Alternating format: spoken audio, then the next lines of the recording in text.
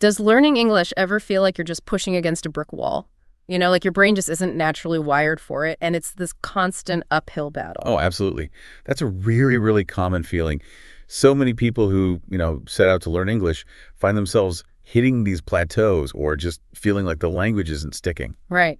Well, in this deep dive, we're not going to get bogged down in like endless grammar drills or vocabulary lists. Uh-oh. Instead, we're going to explore something pretty amazing, how your brain actually tackles learning a new language and how you can actively make learning English easier and maybe even, well, enjoyable by essentially training your brain. Exactly. And when we talk about training or rewiring your brain, it's not some super complex scientific thing. Think of it more like this. Your brain is constantly forming connections, right? Okay. So learning English involves building new pathways, new mental routes for understanding, speaking, even thinking in English more automatically. Over time, this makes English feel, well, less foreign and more natural. Mental routes. I like that analogy. So how does our brain actually build these new routes? What's the process there? Well, it really comes down to this remarkable ability our brains have called neuroplasticity. Neuroplasticity, right. Yeah, this is basically the brain's lifelong ability to change its structure and function. It adapts based on new experiences, new learning. So whether you're young or, more experienced, your brain absolutely has the capacity to form the new connections needed for English. Wow. Think of it kind of like a map in your head that's constantly being redrawn based on where you travel and the new paths you forge. So if you're listening right now and you've ever thought, maybe I'm just not a language person, or you feel kind of stuck in your English learning journey. Which many people do. Yeah. This deep dive is specifically for you. We're going to unpack why English can feel so tough sometimes, the incredible power of building consistent habits, practical things you can do every single day. Actionable things. Yes, actionable things, the super important role of your mindset, and some really effective tools and tricks to, boost your learning. Our main goal today really is simple, to give you practical insights and actionable tips that will genuinely make your English learning journey smoother, quicker, and maybe even a little bit fun. All right, let's jump right into it then. Why is it that learning English so often feels like such a challenge? What's going on there? Well, first off, I think it's really important to realize that feeling overwhelmed or that English is difficult is a completely normal response. It really is. Okay. Your brain has become highly skilled at processing your native language over many, many years. It's already wired for those familiar sounds, the specific ways your language puts sentences together, its unique ways of thinking. Right. Our brains love efficiency. They get really good at what they already know. So when we throw in a new language with different grammar rules, sounds that might not even exist in our first language, and completely different ways of structuring thoughts, it's like asking our brain to work in a whole new way. It naturally requires more effort, doesn't it? It does, absolutely. And another big piece of the puzzle here is fear. Ah, yes. Fear. The fear of making mistakes, of sounding funny when you speak, or maybe just not being understood. This fear can actually put the brakes on your willingness to practice speaking. And speaking is so essential for building those new neural pathways we talked about. It's really vital to remember that mistakes aren't setbacks. They're actually crucial steps forward in learning. They help your brain grow stronger. That makes a lot of sense. I know I've definitely felt that moment of hesitation before speaking. And I think many of us also get stuck in that habit of translating everything in our heads before we say it. Oh, yeah. It feels like we're taking this really long detour instead of just, going directly to speaking English. Precisely. That constant mental translation creates a kind of bottleneck. It really slows down your ability to speak smoothly, fluently. Right. Your brain is essentially trying to work in two languages at once instead of starting to think directly in English. And what's interesting here is that sometimes learners focus really heavily on studying grammar rules, memorizing lists of words. The textbook approach. Exactly, without actually using the language in real-life situations. And this makes it hard for the brain to build those practical language routes that connect understanding with actually being able to use the language automatically. So the big picture here really is that if English feels hard right now, it doesn't mean anything negative about your ability to learn. Not at all. It simply means your brain is in the process of adapting and just needs consistent practice, patience with yourself, and and, maybe most importantly, the right kinds of habits to build those new pathways. Exactly. And speaking of habits, Yes, let's talk about habits. let's dive into something incredibly powerful for training your brain. The power of habits. Habits are essentially automatic behaviors, things we do without really having to consciously think about them much. Like tying your shoes. Like tying your shoes, making your morning coffee, yeah. Our brains are designed to be efficient, right? And they love habits because habits save mental energy. Okay, so how does this connect directly to learning English? Well, just like with any other skill, when you repeat actions consistently in language learning, those actions can become more automatic over time. And this leads to the formation of those new neural pathways. Ah, Think about consistently practicing saying common English phrases, or maybe making a daily habit of listening to English. With repetition, these actions become less demanding for your brain. And what's fascinating is these repeated actions can actually lead to physical changes in your brain structure, like strengthening connections between neurons. it's sort of like when you're learning a musical instrument, maybe. At first, every finger movement needs intense concentration. Yeah, But with practice, it becomes second nature. precisely. Consider a simple greeting like, "How's it going?" The first time you hear it, you might consciously analyze the words. But with repeated exposure and use, it just becomes an automatic response. Right, it just rolls off the tongue. Your brain no longer needs to dissect each word, it just flows. And the great news here is you don't need to make huge changes to your day. Even small, consistent habits, like spending just 10 to 15 minutes focusing on English each day, can have a really significant impact on retraining your brain over time. That's really encouraging because, yeah, the idea of massive study sessions can feel pretty overwhelming. It can. But what about those habits that might actually be working against us? Like those deeply ingrained habits, such as that constant urge to translate everything. That's a really, really important point. We need to become aware of those less helpful habits and then actively work to change them. Okay. So if you find yourself constantly translating in your head, make a conscious effort to start thinking directly in English, even if it's just with simple thoughts at first, Like what? Try describing what you see around you in English. The table is brown. The sun is shining. These small steps help build that more direct link between thought and English. Got it. Another practical tip is to intentionally connect English to your everyday activities. For example, if you're cooking, try naming the ingredients in English or describing what you're doing out loud, like, "I'm chopping the vegetables now." So it's really about consciously replacing that old translation habit with new thinking in English habits, bit by bit. Precisely.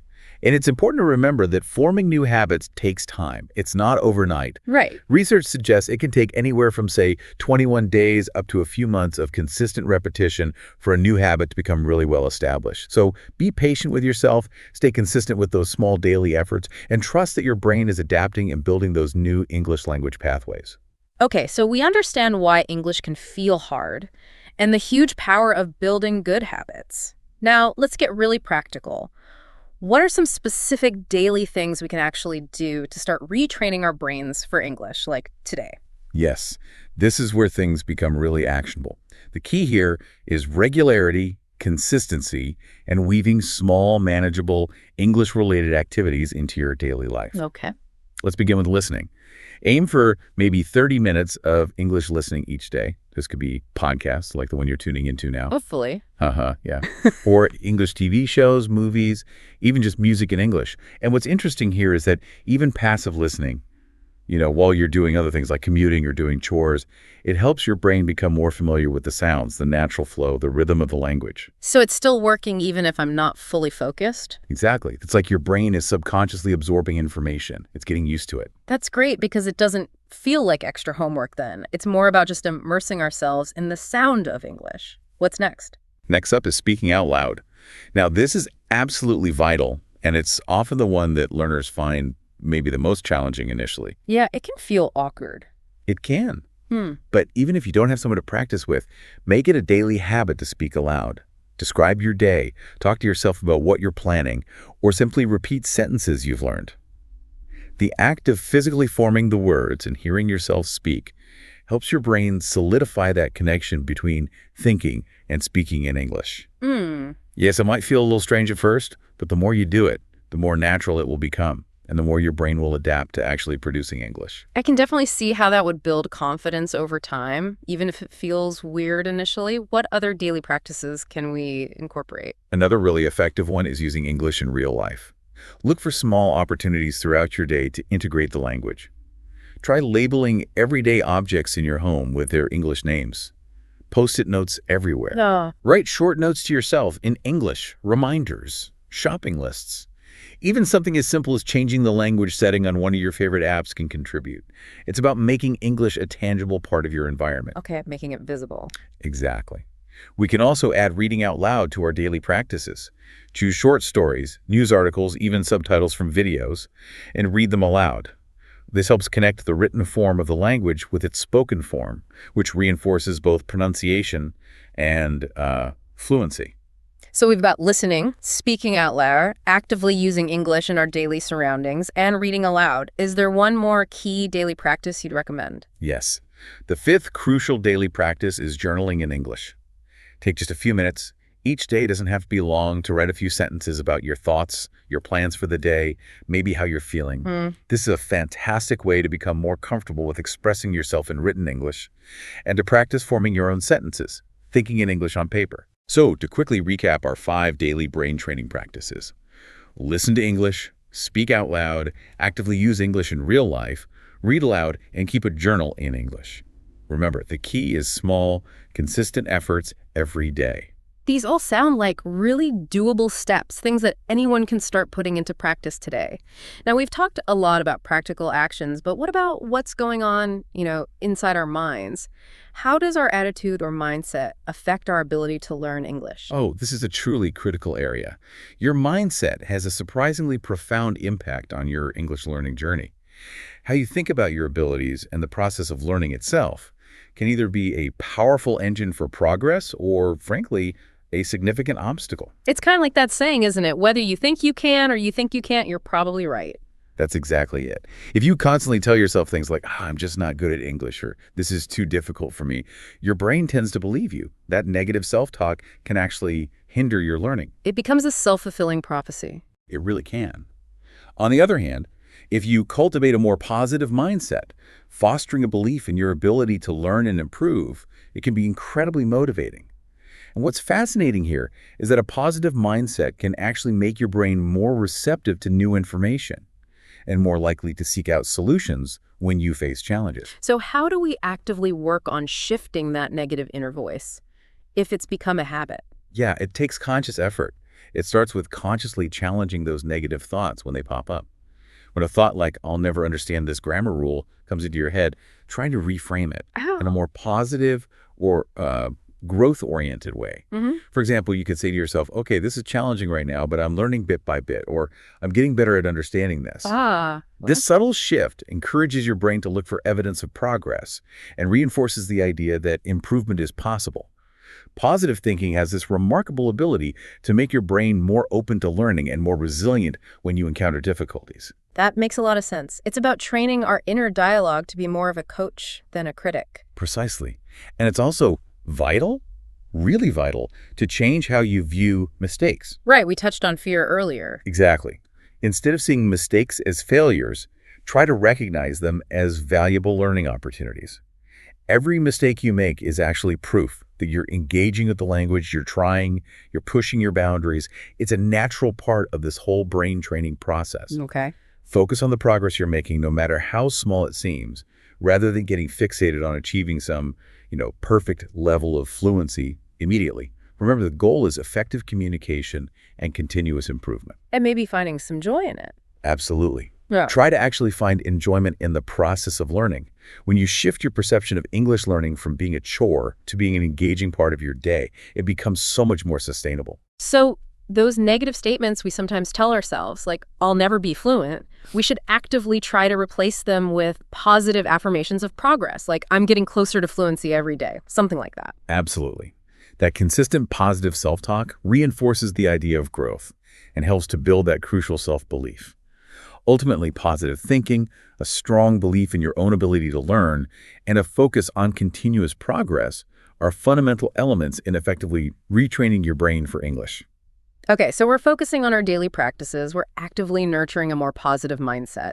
Now, are there any specific tools or maybe techniques that can help us stay on track and learn even more effectively? Yes, definitely. There are some fantastic resources available that can significantly enhance your learning and help keep you motivated along the way. Great. Let's start with language learning apps. Hmm. Things like Duolingo, Memrise, or Babbel. These can be incredibly helpful because they often make learning feel more like a game. Gamification, yeah. Exactly. Which can make it more enjoyable and less like studying. Many of them also use a technique called spaced repetition.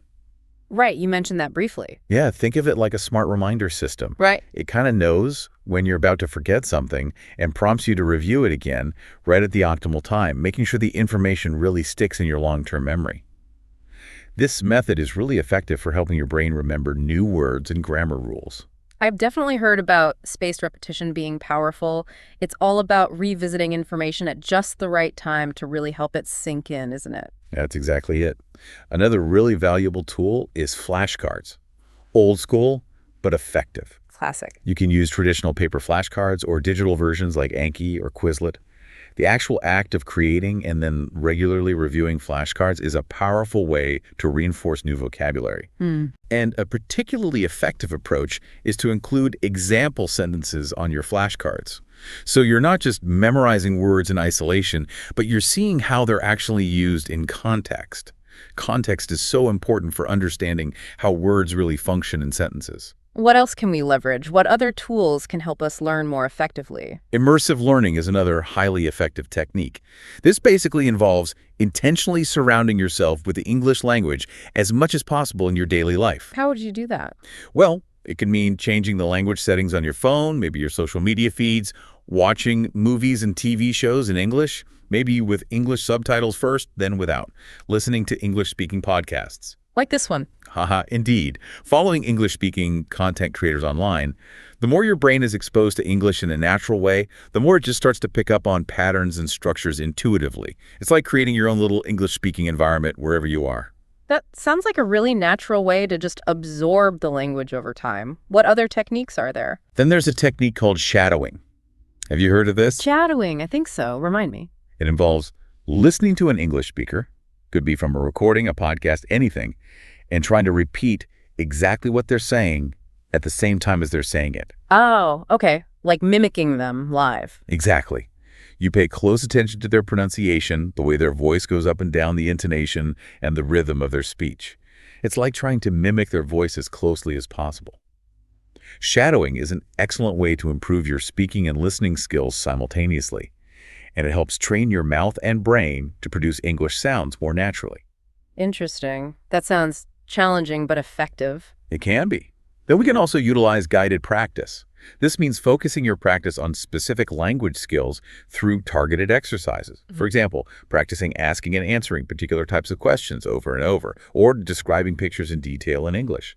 The more focused the practice, the more effectively your brain can develop those specific skills. And finally, don't underestimate the power of mindfulness practices.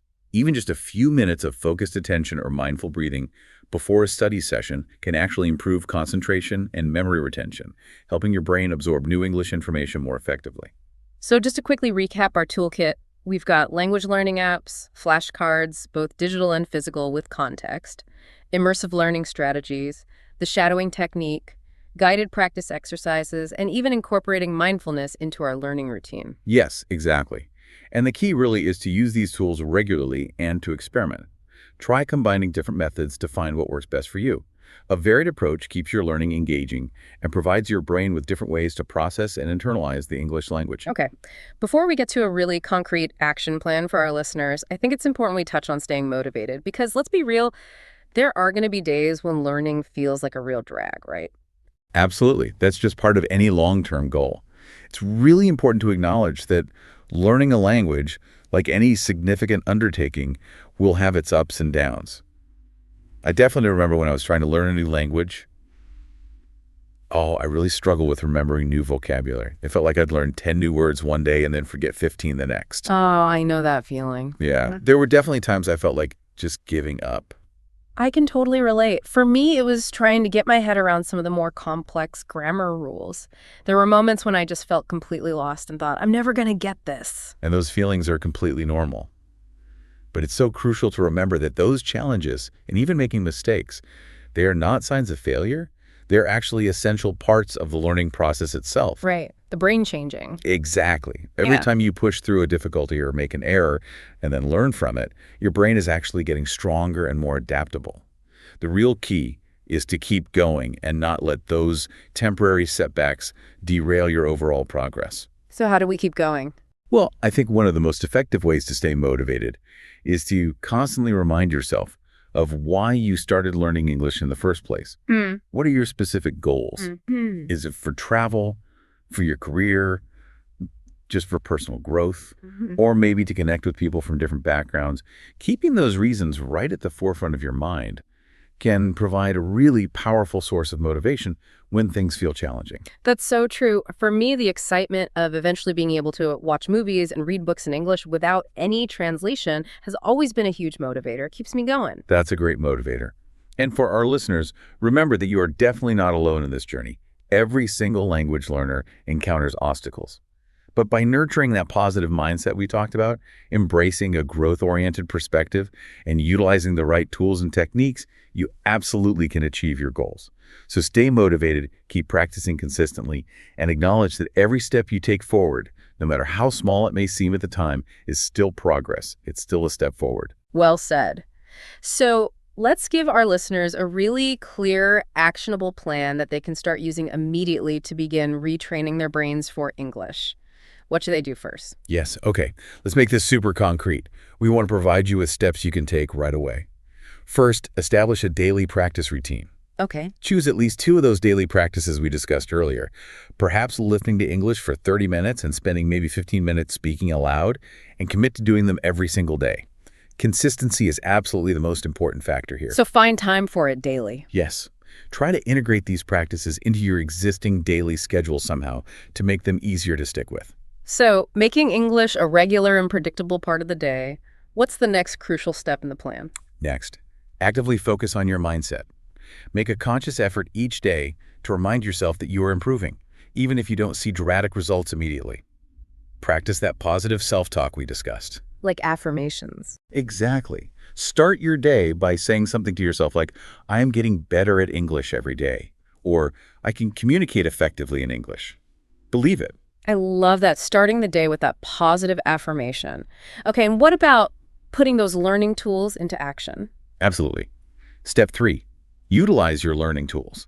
Download one of those language learning apps we mentioned and commit to using it for just 10 or 15 minutes each day. Start creating and regularly reviewing flashcards for new vocabulary you encounter. Remember to include those example sentences. Right, context is key. Context is key. And most importantly, step 4, stay consistent. Even on days when you feel less motivated, try to do something. Even if it's just a small English-related activity for 5 minutes, keep the chain going. Don't break the chain. Don't break the chain. Finally, find a way to stay accountable. Share your learning goals with a friend, maybe a family member, or even find an online learning community or a language partner. Having someone to share your progress with can provide extra encouragement and support. That's a great idea. So to quickly recap the action plan, number 1, set up a daily routine with at least 2 practices. 2, actively work on cultivating a positive mindset daily. 3, start using language learning tools like apps and flashcards regularly. 4, prioritize consistency above all else, don't break the chain. And 5, find ways to stay accountable. Exactly. That's a solid plan to start retraining your brain. And remember to be kind and patient with yourself throughout this journey. Learning a language takes time and effort, and there will be moments of frustration, that's guaranteed. But by consistently applying these strategies, you will begin to retrain your brain for English and hopefully enjoy the process of improvement. You've absolutely got this. And that brings us towards the end of this deep dive into the fascinating world of retraining your brain for English. We've certainly covered a lot of ground today, haven't we? From understanding why English can sometimes feel challenging to exploring those practical daily techniques, the power of habits, the crucial role of mindset, and some effective tools to support your learning. Yeah, and I think the key takeaway here really is that retraining your brain for English isn't some unattainable goal. It's absolutely achievable with consistent effort, that positive, growth-oriented mindset, and by strategically using the right tools and techniques. We sincerely encourage you, if you're listening, to take those first steps. Start implementing the strategies we've discussed today. Even making small, consistent changes to your daily routine can lead to really significant progress over time. And we'd genuinely love to hear about your experiences. If you're finding value in these deep dives, please take just a moment to subscribe and maybe leave us a review wherever you're listening. Your feedback not only helps us create more content that resonates with you, but also helps other people who are on their English learning journey find our show. Absolutely. And if you know anyone else who is also learning English, please consider sharing this deep dive with them. Learning together can be a really powerful way to stay motivated, keep each other accountable. And if you have any questions or just want to share your personal progress or struggles, feel free to connect with us through our social media channels or leave a comment. We really are here to support you every step of the way. Thank you so much for joining us for this deep dive. Remember, keep practicing, stay consistent, and continue retraining your brain for English. We have complete confidence in your ability to learn and grow. Until our next deep dive, keep learning, keep exploring, and keep building those new English language pathways in your brain.